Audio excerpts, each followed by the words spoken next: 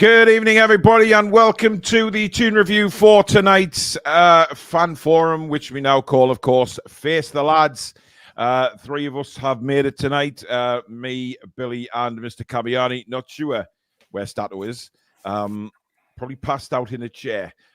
He's a busy man at the minute, is Stato. So I take it that he's a little bit busy this evening, but we will take you through. The link, as usual, to join us is pinned right at the top of the live chat. So get yourselves on and have a chat with us about all things Newcastle United. How did you think the transfer window went? What did you think of the away performances at Fulham and Villa? And, of course, the game against Luton. It is up to you. So whatever you want to talk about tonight, get yourselves on. Remember, you don't need a camera. If you just want to use your microphone, that is fine as well. Just chat to us, basically. If you do enjoy the show, as usual, look, please do give it the thumbs up. Keep those likes coming in, guys. And, of course, if you're new to the channel and you like what you see, click the bottom right-hand corner, click subscribe, come and be part of this community as we head now towards 28,000 subscribers. And, of course, don't forget to hit the notification bell, which will let you know when we schedule our live shows or we upload any recorded. And, of course, you can become a member by clicking the join button just underneath us. And you can donate to the channel by clicking the $sign underneath the live chat. That will donate to the channel. And, of course, guarantee your comment to be read straight out on this show. Good evening, gentlemen. Good evening. Good evening. And how is everything in Coventry and Qatar? Yeah, all right. The fight's been cancelled. The Fury and Usyk fight postponed. It's been cancelled. It was postponed because Tyson Fury's cut his eye in training. Oh, yeah, I've seen that. Oh, bloody hell's fire. Oh, Sky won't be happy with that. Bloody hell. Just announced it yesterday, didn't he? All that stuff and everything. Exactly, yeah. Covered most of the transfer day, of course. Right, we may as well get straight into it. And our first guest is our normal first guest. He's shit hot on that button as soon as we put the link up, of course. It is Mr. Proudlock. Good evening. Yeah, right, fellas. How are you doing, Pete? Very well, very well. And what would you like to chat with us about tonight? Well, should we start off with the game down at Fulham? Can do. Whatever you want, mate. Whatever you want. Yeah, of course, you got famous at Fulham, yes. I certainly didn't. Yeah, quite a few times. Oh, yes. Yeah, it was great to be down there. Performance-wise, not great, but we got through. That was the main thing. Yeah, we did a job, didn't we? It was important to do that job. I mean, Billy, it wasn't great, was it, Billy? I mean, we were thinking we were in for a pound in first 20 minutes, but then we suddenly we got going. We got what we needed to do, and then it kind of inspired us moving into the Villa game. We started pretty awful. It all kind of changed as soon as Dan Burn banged his back. As soon as he banged his back, yeah. Gear for us, he clicked into gear, and the whole side seemed to. And we kind of held them at arm's length after that, I thought. So then of course the confidence we got from that we took into the Villa game, and we were outstanding for the whole game against Villa. Mm-hmm. I mean, Peter, obviously the Villa game was a different kettle of fish. How were you feeling going into the Villa game? Were you worried about anything in particular? I was at first. Our midfield would get overrun at first, but you know what? We dealt with them very, very well. Defensively, great at the back, and they didn't have an answer to us on the day, and they were in for a shock, and that's what we gave them pretty much. They just went up, just really off the game. And I think it's first Villa haven't been that great as of late performances. So they've been trying to sneak away with scrimping with odd points now and then.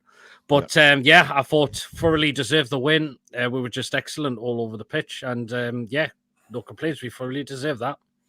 And obviously, the downside of the game against Villa was the losing Isak to injury, wasn't it? But then mysteriously yesterday, as Billy will remember, stories going around all day about 4 to 6 weeks, 6 to 8 weeks, and then Tyndall turns around today and says he could play tomorrow. I think it's a risk. I think it's a huge risk. I'm not sure as well. Now it was by the medical staff, wasn't it? Yeah, now we know how absolutely criminal our medical staff have been this season with the amount of injuries we've had. So I'm unsure whether we should risk him pretty much. I'm really unsure that we should do, because if we get another one, well, the medical staff's just going to get the finger pointed at them again. Yeah. And Roy, groin injuries, you've got to be very, very careful with. For me, I don't think tomorrow we need to take a risk on Isak. If he's not 100%, don't play him. I think we've got players who are there who can actually still win the game without Isak playing. Because no one now will look the way it's gone this season. Isak plays, he tears his groin, and then he's out for the season. Yeah, I mean, if he's not 100%, he shouldn't be even on the bench. Shouldn't play. Tweak it again, and then he'll be off for 3-4 months. I might even need a surgery. You never know. It's a bit like Joe Linton, remember when he got injured against Sunderland? Yeah, yeah. I mean, look, it's happened with Botman. It's happened with Jacob Murphy. Billy, we can't afford to do this again. Surely not. No, but it's let's be honest. It's a risk every time that goes on the pitch. So well, yeah, I mean, good point. Maybe they're thinking, well, he's got this anyway, so maybe he can play. I don't expect him to play. I think that's just a smokescreen, actually, from Jason Tyndall via Eddie Howe, if you like. So I don't think he'll play. I think we'll see him in a week or two. But if we do see him, then hopefully he can keep himself fit and terrorise them. Let's be honest. He's a fantastic player. He's the sort of player I want playing. I mean, obviously, we've just brought this physio in from Leicester City, as Mark's just pointed out there as well in the chat. I think that's a good. They seem to be of course, they brought somebody else in about a week ago as well. So they are changing the staff, aren't they? So maybe moving forward, it can be a little bit more positive. But looking at Luton tomorrow, Peter, obviously Luton have just came off the back of a wonderful win against Brighton, but Brighton are not really the form team, it's fair to say. I think they've won 3 and 18 or something in the Premier League. But they do have some decent players, of course. Townsend, Ross Barkley is having a new sort of lease of life. They can cause problems, but realistically, do you expect Newcastle to win this game comfortably? We should get the job done tomorrow. I don't see why we shouldn't. We're at home. It's a team we should be beaten. Hopefully, we'll not get a performance like we did down at their place. I think we should have enough to win the game, but I don't think they'll make it easy for us. I don't think they'll make it easy for us though, because they've given teams some right good goals this season. Yeah, they've got nothing to lose either, have they? Well, no, they haven't. They're going to the bottom 3, and they're really giving them a chance. Go to all these big stadiums, and it's like cup finals for them at the minute, and they've got nothing to lose. Luton probably. The way they're going, they're giving a good fight, right, to stay up. Yeah, I mean that 4-0 against Everton. I mean, what was it? Brighton. Yeah. And who's that lad who scored? I think he had 2 goals and 2 assists or something. Adebayo, yeah. Yeah, so it's not going to be easy. They're going to be more defensive anyway than they are at home. So we might have a bit more space, but we should get the job done in a minute. Yeah, I think they'll be very aware of our counter attack. I think that we can cause a lot of teams a lot of problems on the counter. Certainly, I mean, look, if it's Miggy, Gordon, and Murphy up front tomorrow, Peter, then we've got pace there. And obviously supported by the midfield. Whether it's Longstaff getting forward or Bruno himself, or whether young Miley goes forward again. What about this Harrison guy from Manchester City, the youngster? Could he make an appearance on the bench, do you think? Very hard one, isn't it? Apparently, though, Peter, there's somebody called Harvey Barnes possibly going to be on the bench tomorrow. I mean, I don't know whether you guys have heard of him, but apparently he came from Leicester City, and not many people have seen much of him. Well, I know that's because he's been out since September, hasn't he? But I'd be glad he's back. It's a big player back for us, and we could do with rotation, fresh legs within the wingers, because we're not being able to change that around. So I'm glad he's back. So what you going for then, Pete? 3-1 Newcastle. I think we definitely should have enough to win. But I think Luton with times will make us hard, but a 3-1 win. Okay, doc. You got a show on tonight? Of course. There you go. PD Proudlock straight after this show, guys, go over to his channel.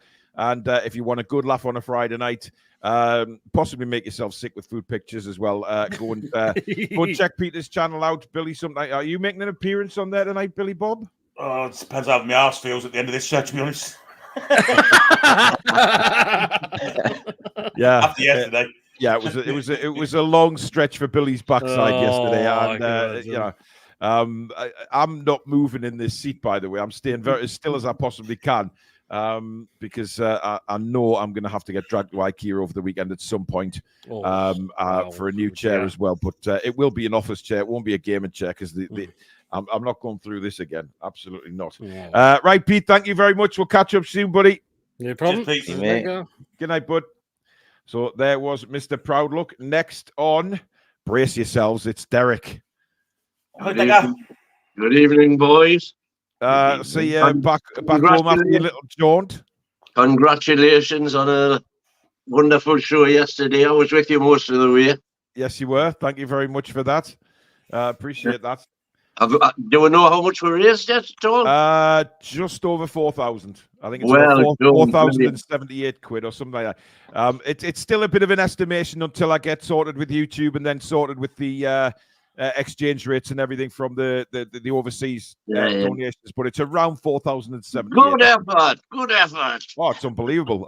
It's the biggest we've ever made on the channel. It's outstanding. Absolutely outstanding. So really pleased with it. Yeah. It was a long jaunt, as Billy's arse will. I mean, he's some, yeah, he's a little bit. I mean, how were you earlier on today, Billy? When you first woke up this morning, and tried to stand up. I mean, you know, you wouldn't believe what time I got back. It was about 1:30 when I got out of bed. I was up at 7:30. What's going on? I mean, hell's teeth. Anyway, how are you feeling about the team, Derek? I'm worried about Isaac. Mm-hmm.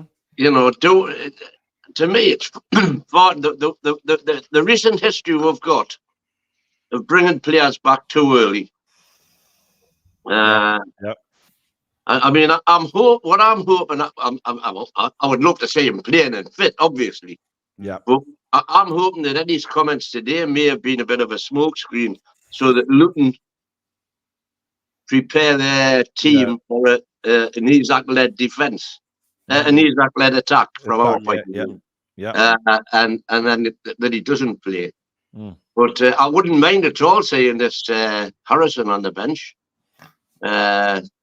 You know, everybody obviously thinks highly of him. So, well, he's trained with the Man City first team squad as well. Because I'm not saying start him, but you know, let's if they are as comfortable as everybody seems to be predicting tomorrow, you know, put him on for 20 minutes at the end and let's see what he can do. But I'm not as confident. I'm normally pretty bullish, but I'm not as confident tomorrow because I've followed the Toon for too long. And typically on Tuesday, when nobody gave us a prayer, we'd turn it on and get the points. But as with Forest at home a couple of weeks back, when we were expected to win, we get turned over. Yeah. And that's just so Newcastle United, you know. I think we'll still win. You know, even without Isaac, I think we'll still win.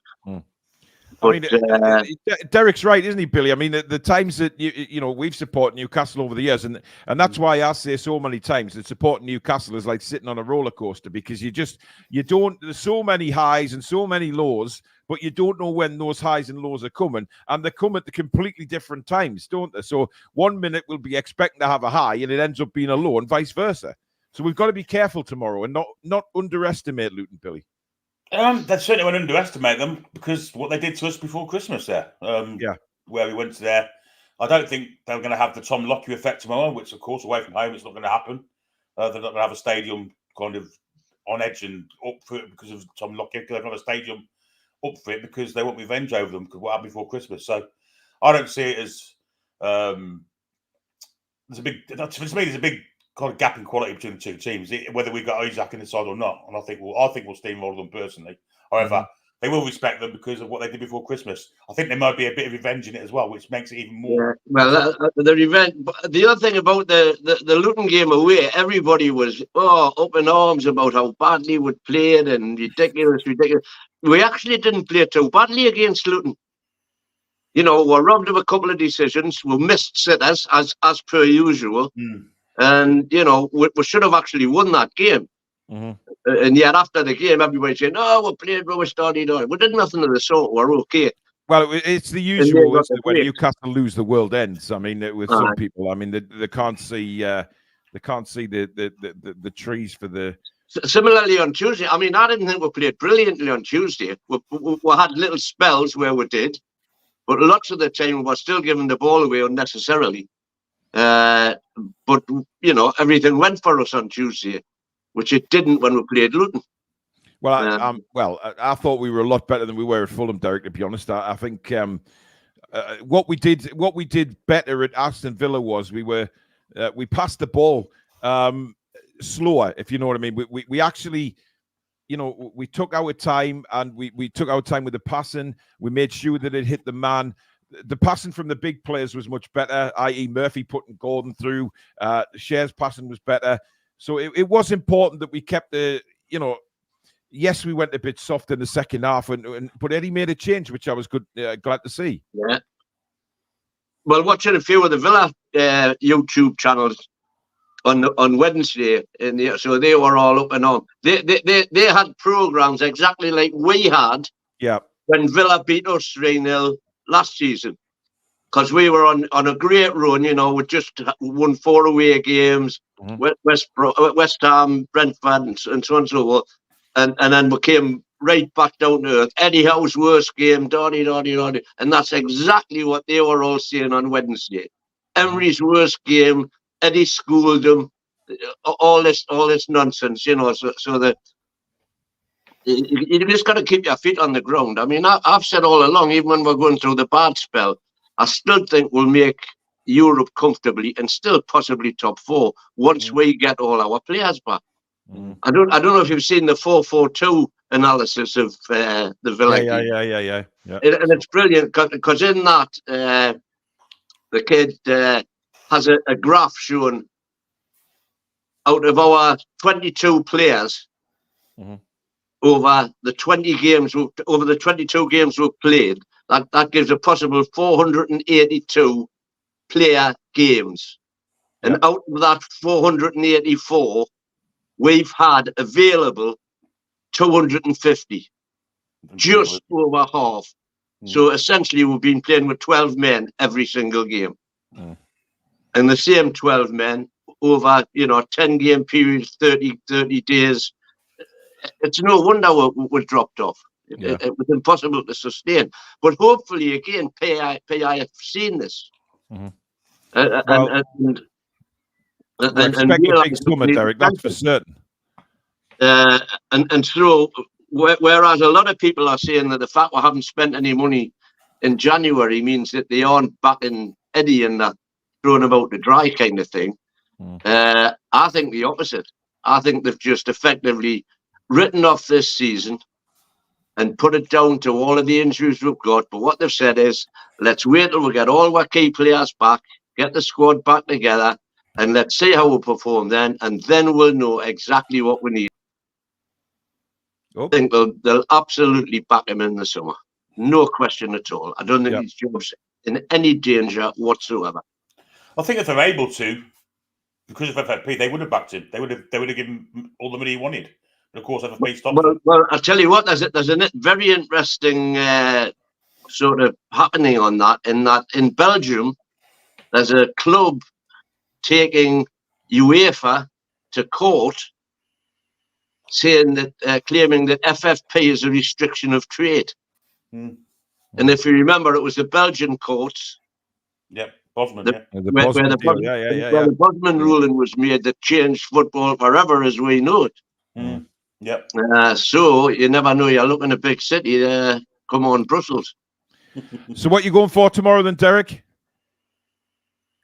I'm going to go 2-0. 2-0. 2-0. I hope you're right. Still win, and I think the Geordie Wall will stand firm. Good. Right. Thank you, Derek. We'll see you next week, buddy. You take care. Cheers, okay. Good night, mate. Bye. So that was Derek talking, obviously, about various things. I'm not sure if I agree with Derek saying we didn't play that well at Villa. I have to say, but interesting. He's not the only one that says that. I think there's definitely opportunity to improve even more, Roy, which is really good, isn't it? Because we look at that performance at Villa and say, right, we've still got more in the tank. Yeah, I mean, we looked good for most of the first half and most of the second half. But when Bailey came on, I think Dan Burn was struggling there. Yeah, he was. Yeah, And then I think it took about 10-15 minutes for the momentum to came on.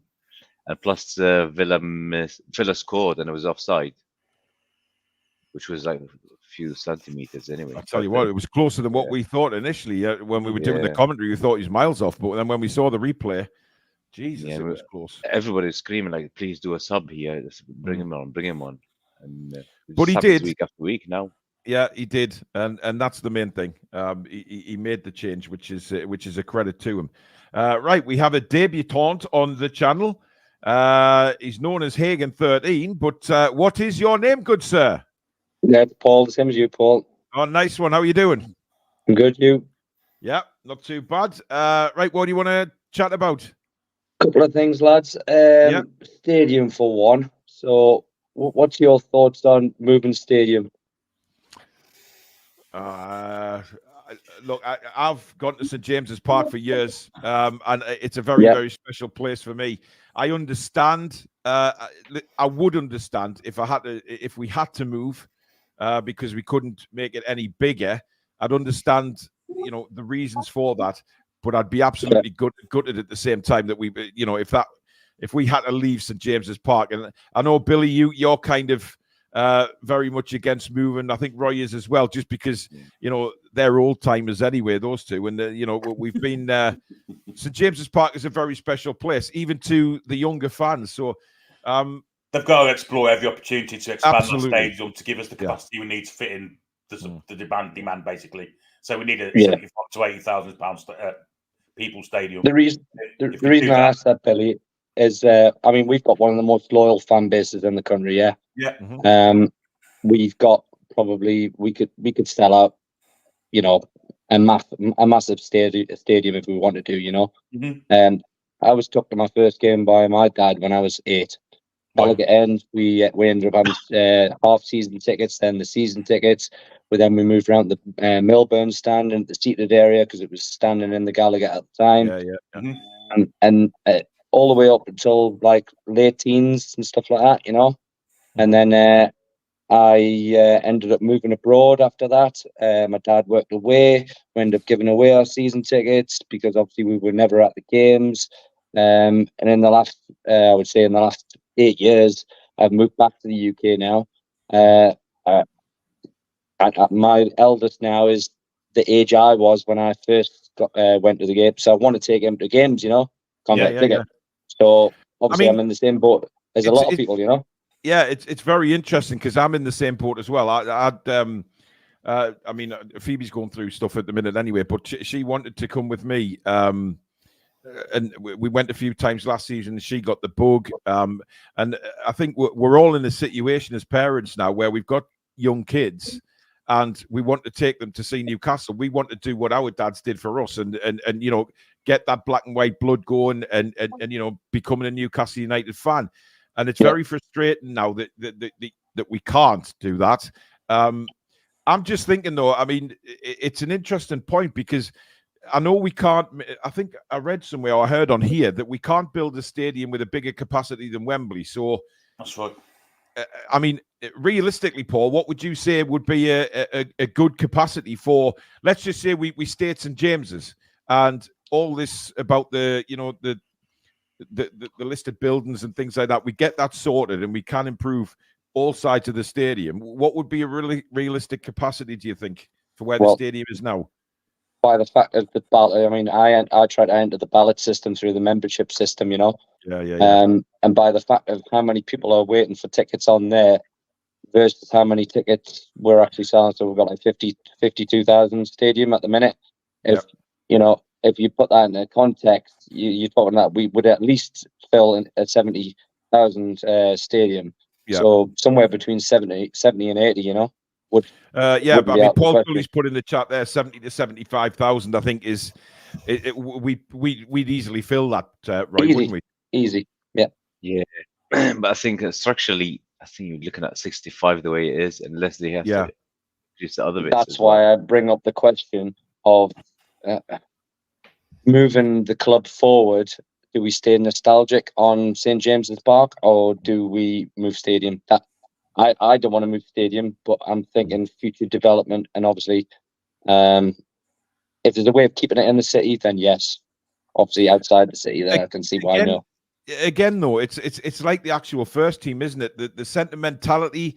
You know, do we have to leave that behind now if we want to be an elite club? You know what I mean? Man City left Main Road, which was a very, very special place for them.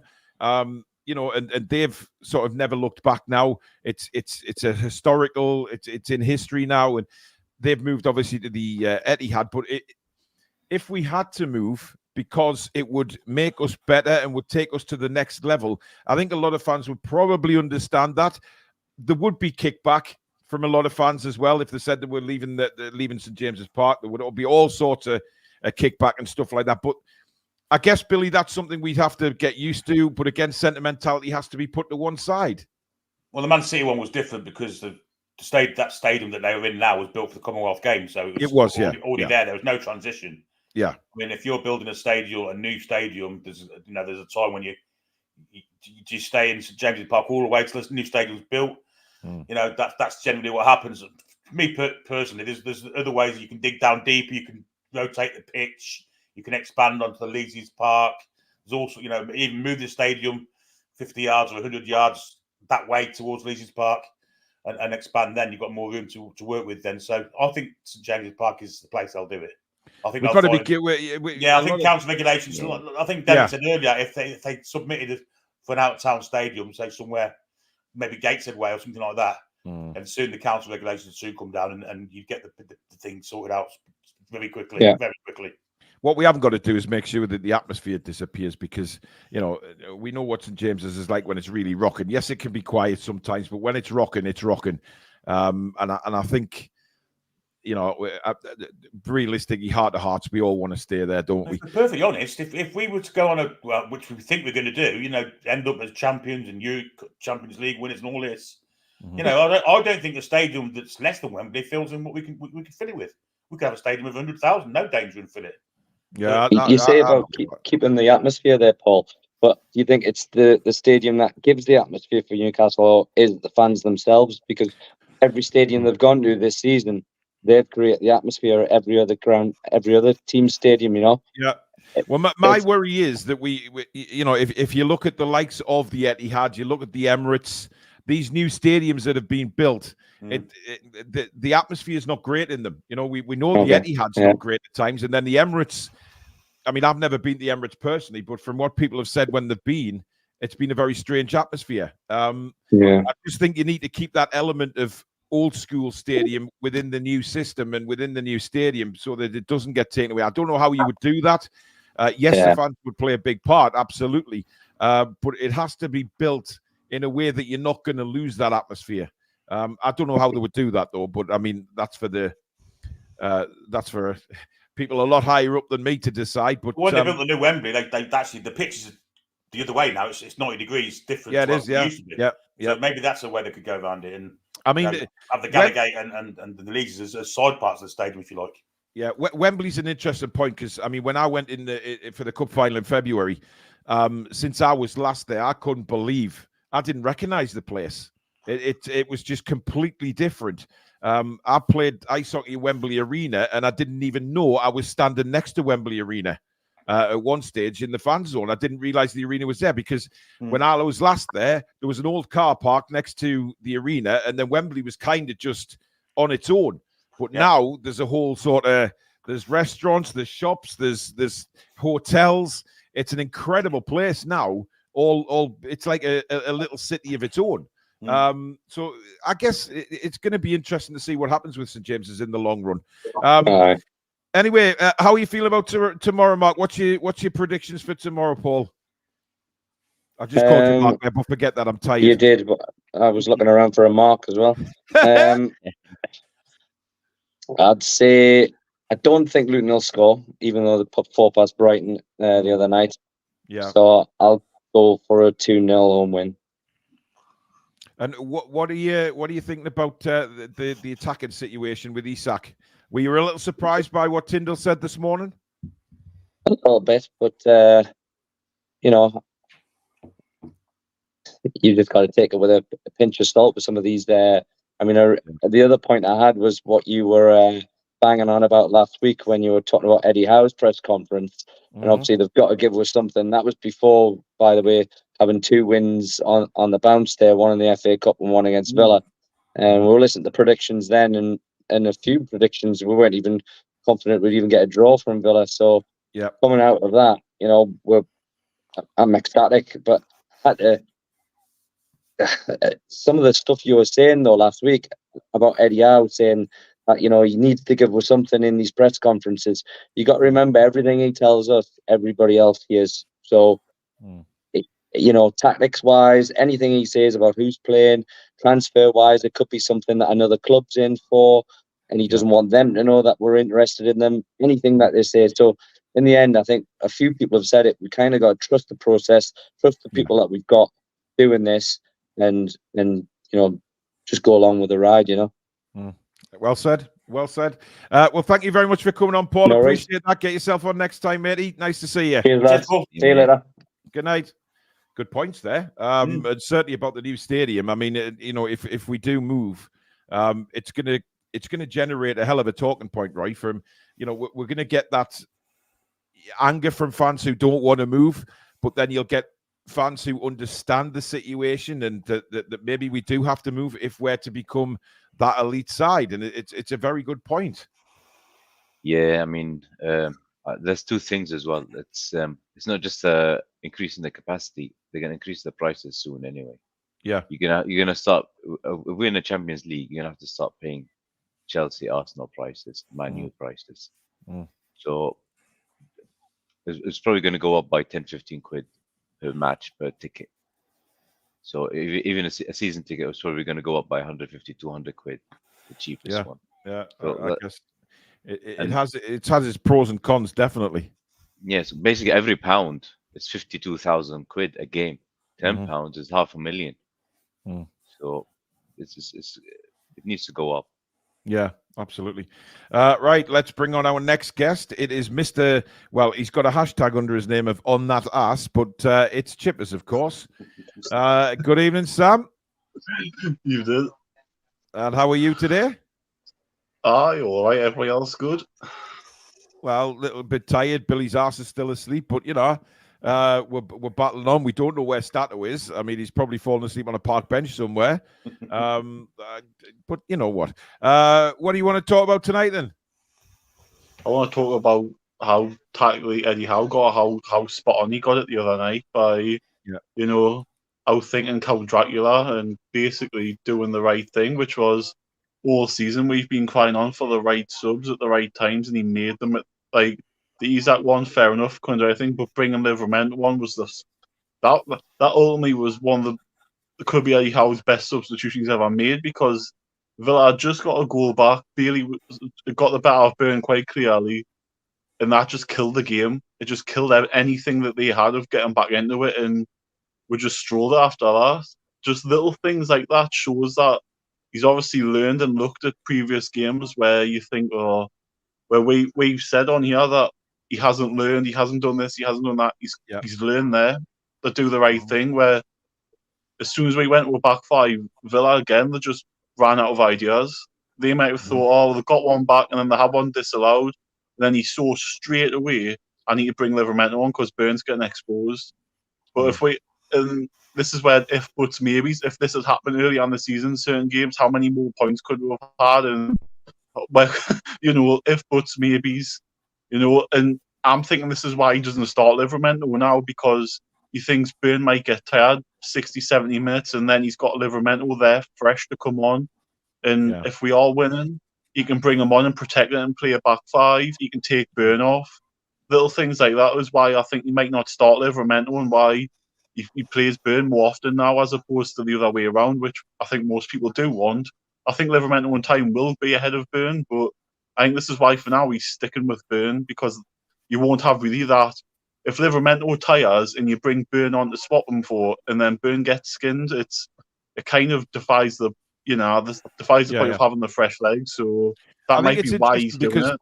Yeah, I can't remember if it was Alex or Billy that, you know, one of you said last week that is his back 4.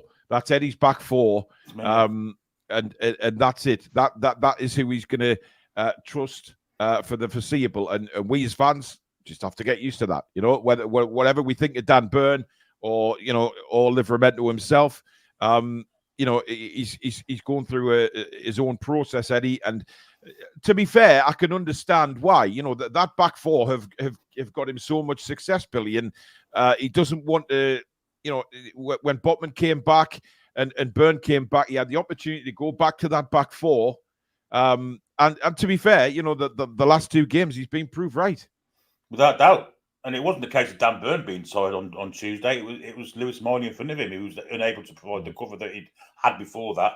And Dan Burn had a fantastic game anyway, but with the help of Lewis Miley getting up and down that pitch, and he ran out of legs. And the change was a fantastic change. And bringing Livramento on and making a back five, it just stifled them, didn't it? It just stifled them straight away. They had no idea. And they kept giving it to Leon Bailey. And once or twice he got past Livramento, and 7 or 8 times he didn't. And it's kind of just stunted them straight away. Well, we saw it on the commentary. We said we need to get Lewis Miley off his races run, and a minute or two later we did it, which was kind of amazing because that's happened a few times this season, and it hasn't happened. I mean, if it did not against Liverpool, for instance, I think we'd have beat Liverpool at home. Yeah, no doubt about it. I mean, Livramento, I mean, you mentioned a couple of times he was beaten, Billy. I think that was within the first couple of minutes of him being on the pitch, wasn't it? But once, I mean, Leon Bailey beats most left backs. He's a good player. He's a hell of a player. There's no shame in getting beaten by Leon Bailey. But once he warmed up, he matched them, didn't he? It was incredible. A couple of times, yeah. It was great. But I do worry sometimes, Roy, with the balls played over the top of Dan Burn. I know that's crazy to say with him being the height he is, but you know what I mean? Because Burn has then got to turn and accelerate. And, you know, when he's playing against a speedy winger, that's not necessarily great, because if the ball is played well and they've got a speedy winger, Burn isn't quick enough to turn and run. He's good enough when the attacker's coming at him, but when he's got to turn and run, it's a little bit different. I mean, it happened against probably 15 times against Liverpool, and it kept happening again and again. The one against City, as well. Walker got the ball, and he probably could have called his lass and his mistress and ordered a pizza for Burn, and he passed the ball in the box easily. I think Burns is Eddie's one of the, as you said, one of his favorite back four. Part of it, but we need another one next season. We need another left back. So what are you feeling moving into the game tomorrow, Chip? Luton Town. I mean, you just say Luton Town and you'd expect 3 points, but it's not like that, is it? That would be totally disrespectful for Luton. Yes, I expect us to win the game, but we have to be professional about it. You know, it's not a case of hopefully the players just thinking, oh, we'll just turn up and roll these guys over, because that's not going to be how the game will go. No, but I would say compared to what we were like when we played them down there, we're in a hell of a better position than what we were. I know I don't think Isak's going to play. I think what Tyndall said today is just them making sure they're prepared for Isak, and he's not going to play at all. I think it's a smoke screen.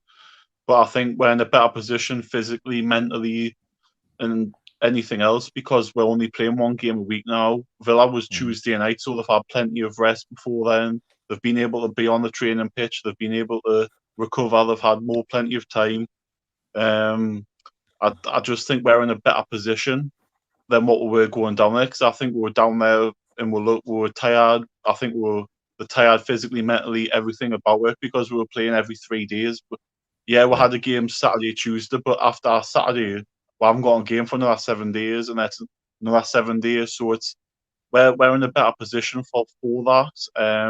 The fact that Bruno was very disciplined the other night, didn't get himself was spot on. Yeah.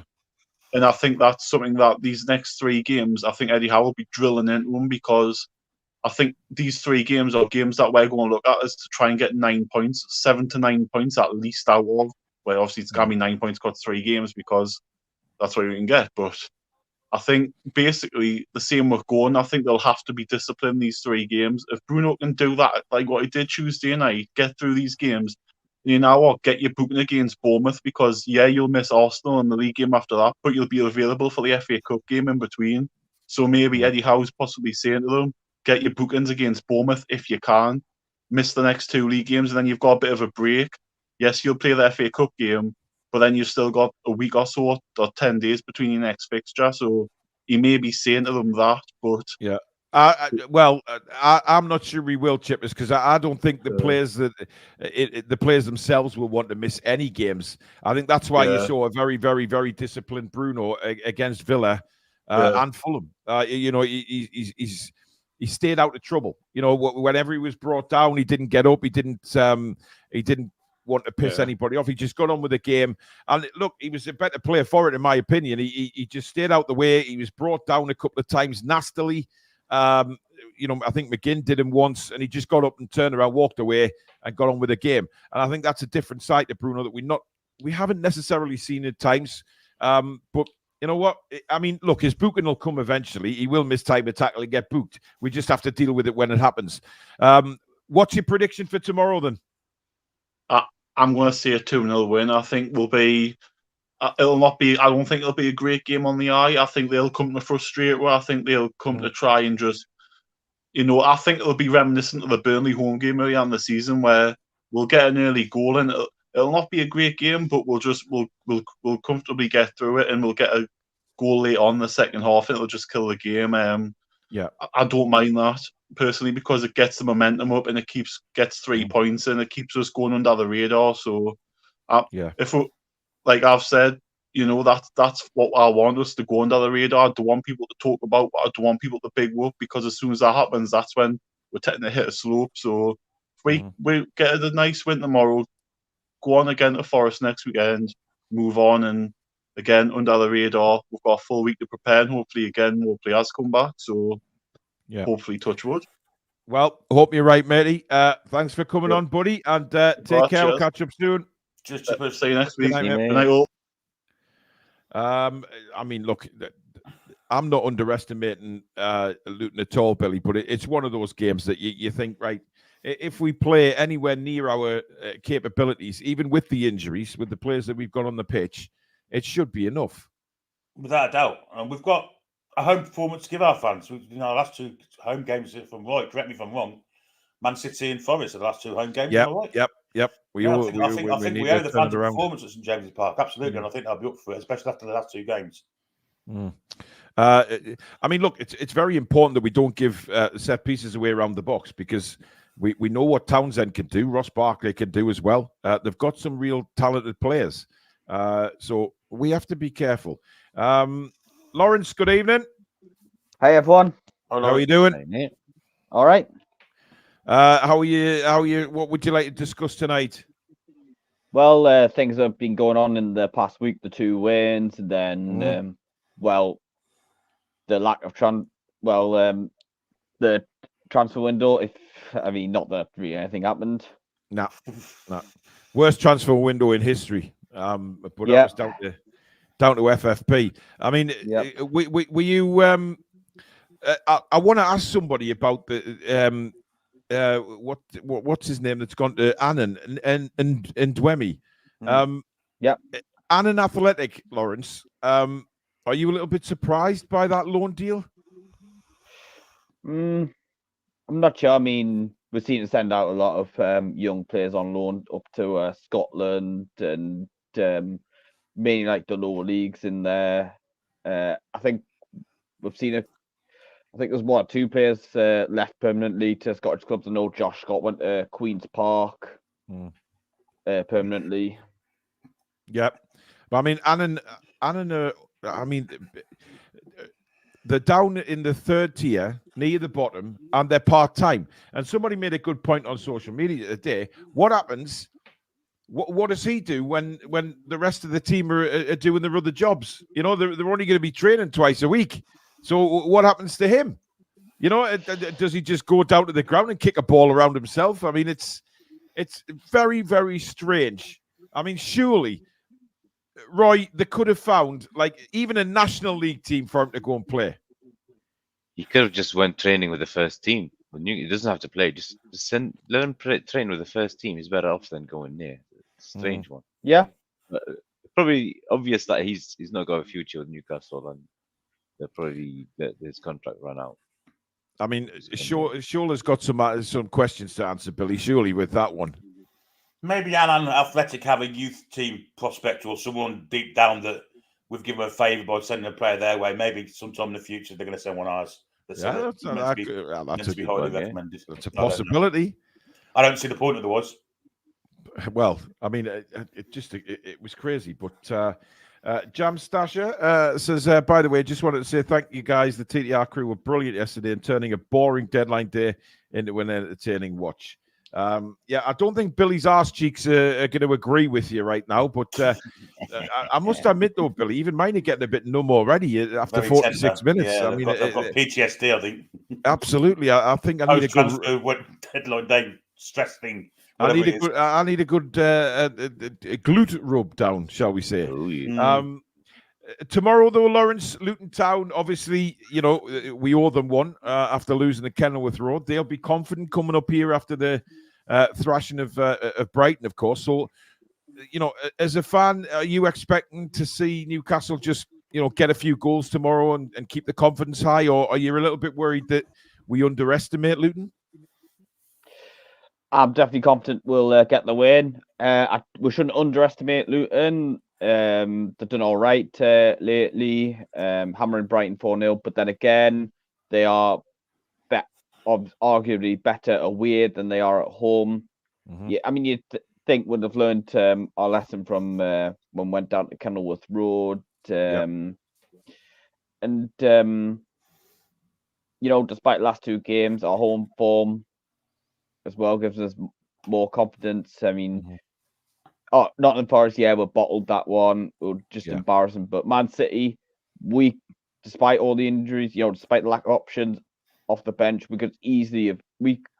could have got a draw out that game. If we didn't have such an injury crisis, then yeah, we'll probably get a draw out that game. I mean, look, what did you make of Derek's comments about Tuesday night? He didn't think we played that well. I mean, I've got to disagree with that. I thought we were excellent, to be honest. I mean, but some fans are going to say that, aren't they? I mean, do you expect the performance to be another one up from Villa? You know, just keep on improving as the games go on? Yeah, you'd hope so. I think the Villa game, well, before our goal, both teams had quite a few chances, but once we got in front, you know, just kicked on, got a second goal. I'm not going to lie, I was definitely nervous once Watkins scored, but then, you know, then going 5 at the back, putting Burnett centre back, and then bringing Livramento on at left back definitely helped. As there, I mean, Burnett, to be fair, actually played well in that first half because we were worried about what Diaby was going to do to him, but then at the same time, you know, you probably argue Bailey has had better stats this season than Diaby, but then, you know, rotation, I guess. Of course, I mean, Bailey was better, but then... Bailey's a good player. Bailey's a really good player, and he's very pacey as well. Okay, what's your prediction for tomorrow then, Lawrence? 3-1 to Newcastle. Nice. I hope you're right, matey. Thank you for joining us. We'll speak to you next week, buddy. See you, mate. Thanks, guys. Good night. Ta-ra, mate. So we got Chris coming on next, and then we've got Paul to finish off the show. John Sorby, thank you very much for becoming a new member of the channel. Really do appreciate that. Welcome to Members Club. I think a lot of people are actually saying in the chat that they find that move to Annan Athletic a very strange one. You know, given that, you know, the local Northeast teams, you know, Gateshead, Blythe, you know, South Shields. I mean, obviously we've loaned them Dylan Stevenson, but the Spennymoor and Darlington and places like that, rather than Annan, I find it incredibly strange. And I mean, you might be right, Billy. That might be the reason that they might actually have a prospect there that we're obviously doing a deal with that we may find out about in the summer. But again, time will tell. Right, let's bring on Chris. Good evening. Hey, brother. You know, how you doing? Happy to be on the show, man. For the first, hey, Roy. Hey, how you doing, mate? How you guys doing, man? Just happy to be here, man. Right. I saw you guys on online and on YouTube, and I was like, I'm glad I opened it because I didn't know you guys were on. So, you know, jump on it. say something, matey. By the way, Paul, who was on earlier, he has just become a new member as well. Thank you very much, Paul. Welcome to the Members Club. What would you like to chat about then, Chris? Yeah, man. Just you guys are doing a great job. On just a little bit on tomorrow's match. I mean, we can say we play like this, we should play like that, but I mean, we got to win tomorrow, isn't it? I mean, in Saturday, we got to win. It's there's no excuses, man. I mean, we got to show at some point in time that we can, like we did with Aston Villa. I mean, it's a must win, and Newcastle win and got it done. And champions do that, even when you don't play well. And we haven't won anything yet, but that I believe in the heart of a champion, and what that means is basically even when you don't play good, because you're not going to play 100% all the time, but you still got to go out there and get it done. And so that's what needs to happen with Luton, with Nottingham Forest, with Bournemouth, to get back. Maybe hopefully we can get European football at the end of the season. So those matches are must wins for sure. Wow. I've just seen that Carl Weathers has passed away, guys. Oh, 76. Apollo Creed. Apollo Creed. Good Lord. Yeah. A lot of people talking about the Fury fight being cancelled. Yep, that was. We knew that at the start of the show as well. What do you think of the Isak situation, Chris? I mean, if you were the manager and you were told by the medical team that he's fit to go, would you play him, or would you be very cautious given what's happened earlier on in the season to a few other players? You can't play Isak, man. There's no way. No, I mean, there's no way that you can make common sense of putting them on the pitch. I mean, you got so many games left, potentially making European football again.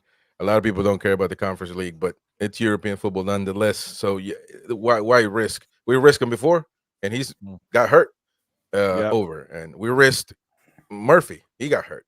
That's what we've been doing all season. So I wouldn't do that at all. But you also got a question, man. It's I don't know what's happening. He's starting to get this label on him, that he's fragile, that he's made of glass, and I don't know. I hate to put those labels on players, but if they keep getting hurt, somebody's at fault, man.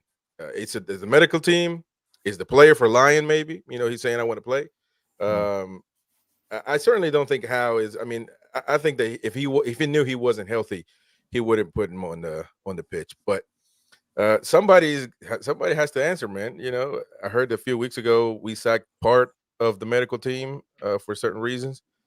I don't know if we got rid of the whole problem, but this injury situation, it's very, very tough to comprehend how to fix it. Something's going on behind the scenes, isn't it, Billy? You get the feeling that they are making changes to that to the medical side, but I think there's going to be a big meeting in the summer to actually find out what has gone wrong. Why was Botman allowed to play with an ACL, etc.? The questions need to be answered, and I'm sure they'll do that behind closed doors in the summer. Those things are right, but I don't think the Isak one falls into that category, if I'm honest. Yeah. So I just think that he can't play the amount of games like Callum Wilson. They're very similar. Yeah. They can't play game on Saturday, game on Tuesday. Can't do it. Both of them exactly the same. We've got two strikers who are exactly the same fitness-wise. They are a bit cheese-string, muscly-wise. I just think we needed more depth in that position, and we haven't got it. We haven't had it for years. So, yeah, I think it's going to keep happening. I just don't think Isak can do 2 games in that short space of time. And when he does do it, the third game he's going to get himself injured. So that's happened all season long for both of them. Yeah, I mean, it's a worry, especially Roy moving forward. For the rest of the season, we've got to be very, very careful because, for all Anthony Gordon is a fantastic fit player, he could pick up an injury tomorrow. You never know. A nasty tackle on him could knock him out. It's not necessarily muscles with him. It's if he goes past somebody and then he's side down and causes an injury. Yeah, you can always put Miggy up front. Well, you could. I mean, that means you don't have to see. You don't have to see him on the right trying to. Well, I think Miggy will be on the left tomorrow. Personally, I think that's where Miggy's going to play tomorrow. That's positive. The front three should be. Yeah, the front three should be how it ended against Villa. So Miggy on the left and Murphy on the right. It doesn't matter what side he's on; he's still going to cut inside. Well, that's what I was very surprised about at Villa, when he was going down the left, but then he was cutting back inside on his right foot. I'm thinking, hang on a minute, this is totally very strange and very against what we've been saying all season. But I mean, Chris, tomorrow, Luton Town, we've got to win. We've got to be confident, and I think, given the result against Villa, that has just given us that extra incentive to say, right, moving up the league, let's keep this going. Just see where we end up at the end of the season. Yeah, that's the way it needs to be. Aston Villa needs to be a turning point for us. And, we got to be grateful that we're getting, with all due respect, these teams that are coming up right now. They beat us. Luton, Nottingham Forest at home. I mean, they beat us. But I've always felt like we were better than them. We just didn't play well.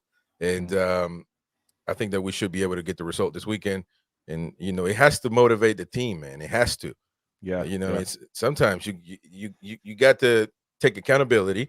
You can't blame it on you can't blame yourself for a teammate getting hurt or all that stuff. But at the end of the day, the team has to say, listen, we got a wonderful opportunity to get it done, to try to go for European football again. And if you can say you made it to the Conference League, and with all these injuries, with all this, everything going on this season. Absolutely. I think it's a hell of an achievement. Yeah. But fellas, it's been great. I got to get ready for the show. I appreciate you for having me on. It's been great. Billy, top man, Roy, top man, and Paul, the creator for NUFC live streaming, man. I appreciate everybody. You guys have a good one. Man. You take care, Chris. See you soon. Prediction. Yeah, he's gone. He's a busy man. He's gone. Okay.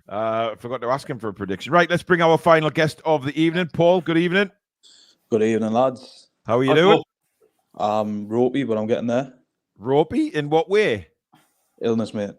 Oh, yeah. Well, try being Billy's ass cheeks. It's or mine for that matter at the minute. Understand his ass cheeks are a bit Ripley-like. Oh, I tell you, it's these seats aren't good anymore. I tell you. Stephen Winder could read my ass at the minute. Oh, Jesus. Right, what do you want to talk about tonight, Paul? What's that, sorry? What do you want to talk about tonight? Well, we're going to smash Luton and we're giving them... I think people are giving them too sound much like respect, Alex now. Mate. Well, they're getting too much respect. The entrance to the stadium's in someone's back garden, mate. That's very true. You don't even get that in Sunday League. Yeah. It doesn't matter about the recent performances. We should be beating them 5-0, I think. I mean, I think you're right. I think we should be beating them comfortably, and I think a lot of people are kind of. I think they're worried about because of what's happened.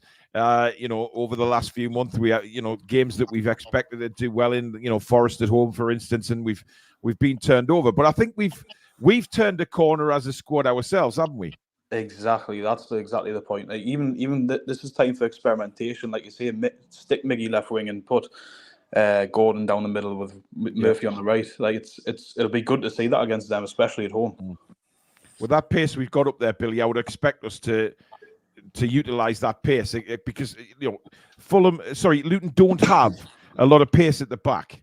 They've got pace moving forward, but at the back, I would expect there's not many players quicker than even Miggy when he's running. He's like that coyote thing.